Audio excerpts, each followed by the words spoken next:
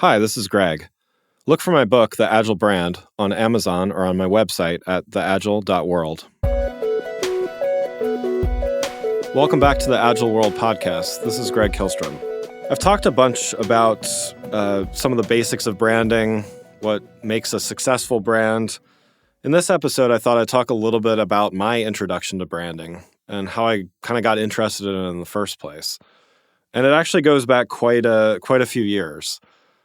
So as a child, I was really interested in cars, and I found cars pretty fascinating. I memorized statistics, and I knew all sorts of things about them.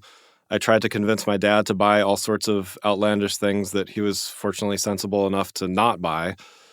But over time, I kind of realized that part of my fascination with them was really, I think, cars and car branding is a pretty fascinating exercise in hierarchy.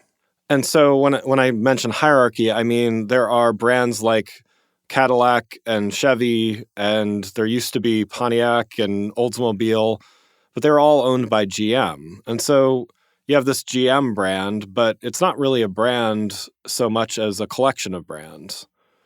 And at an early age, I somehow found this fascinating. I didn't really have a word for it.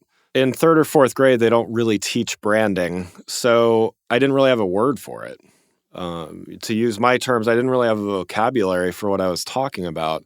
I just knew that I was kind of fascinated with it. And I also like drawing, so I came up with my own line of cars. I drew them. I'm sure they're not from an engineering standpoint, very technically accurate, but what I found fascinating, again, was this idea that I actually created a couple brands of, just through doing these drawings. And, I kind of outgrew that and outgrew following horsepower and wheelbases of cars and stuff like that. But in thinking about, particularly as I was writing my book, The Agile Brand, it was my first introduction to branding and really kind of understanding this idea of target audience and positioning.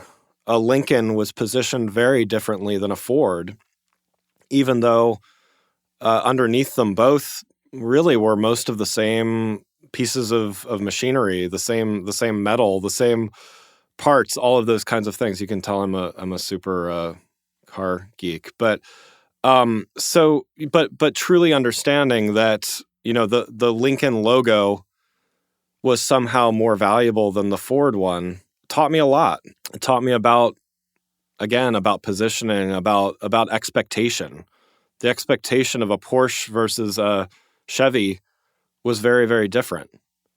People weren't necessarily disappointed when they bought a Chevy. They knew what they were getting. But if they got the same experience from a Porsche than they did a Chevy, then there would be a problem.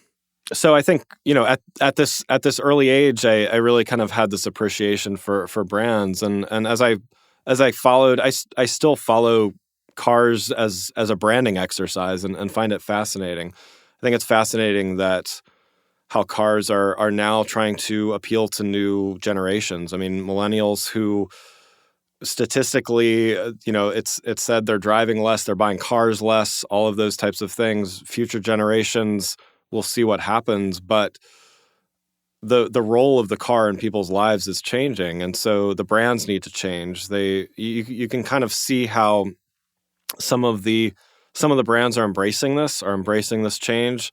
Some are trying to just stay true to their roots. I continually find it fascinating.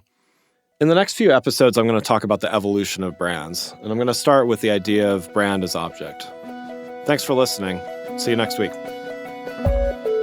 If you enjoyed this episode and found it helpful, please rate the show on iTunes or contact me through my website at theagile.world. You can find my books, The Agile Brand and The Agile Web, on Amazon and on my website at theagile.world.